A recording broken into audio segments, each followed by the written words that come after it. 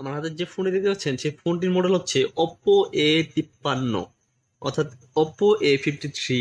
এই ফোনগুলোতে যদি আপনার phone storage space running out এবং ফোন স্টোরেজ ফুল দেখায়, সেক্ষেত্রে আপনি কি করতে পারেন? এটা কিন্তু আপনি এই টেকনিকটা জানা থাকলে আপনি ঘরে বসেই সেই সমস্যা ফোনের সমস্যার সমাধানটি করতে পারবেন।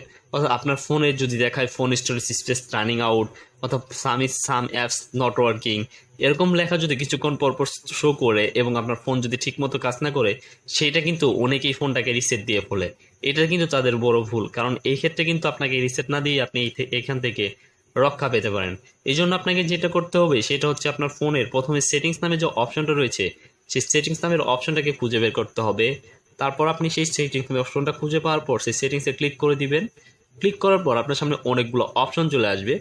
এখান থেকে যদি আপনি নিচের দিকে যান, দেখতে পারবেন এইখান থেকে অ্যাপ ম্যানেজমেন্ট নামে একটা অপশন চলে আসবে।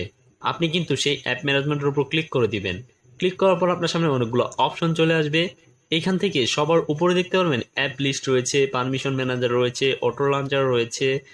এখান থেকে আপনি চলে যাবেন ডিফল্ট অ্যাপস নামে যে অপশনটা রয়েছে সেই ডিফল্ট অ্যাপসে। আমি সেই ডিফল্ট অ্যাপসে ক্লিক করে দিব বা অ্যাপ লিস্টে ক্লিক করে দিব। অ্যাপ লিস্টে ক্লিক করার পর দেখতে পাচ্ছেন আমার এই ফোনের সমস্তগুলো অ্যাপস কিন্তু আমার সামনে চলে এসেছে। এইখান থেকে আমাকে দেখতে হবে যে আমার ফোনের কোনটা বেশি জায়গা নিয়ে রেখেছে। কারণ অনেক সময় জানেন আপনারা যে এগুলো অটোমেটিকলি ভাবে কিছু ওয়াইফাই কানেক্ট থাকলে কিছু ফোনের ভাইরাস জনিত গেমগুলো অটোমেটিকলি ভাবে ডাউনলোড হয়ে চলে আসে আমাদের ফোন স্টোরেজে।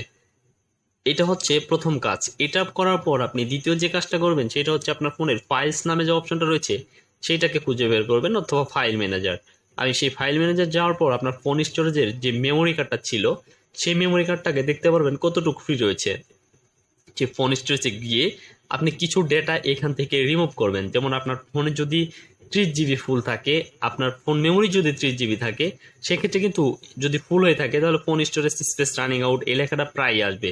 সেই জন্য আপনি সেইখানে ফোন স্টোরেজটা অবশ্যই 5 জিবির মতো খালি রাখবেন সব সময়। কেননা 5 জিবির মতো খালি রাখলে তাহলে স্টোরেজ স্পেস রানিং আউটের সমস্যার সমাধান অটোমেটিকলি ভাবে হয়ে যাবে। তারপর আপনি ফোনটাকে রিস্টার্ট দিয়ে নেবেন।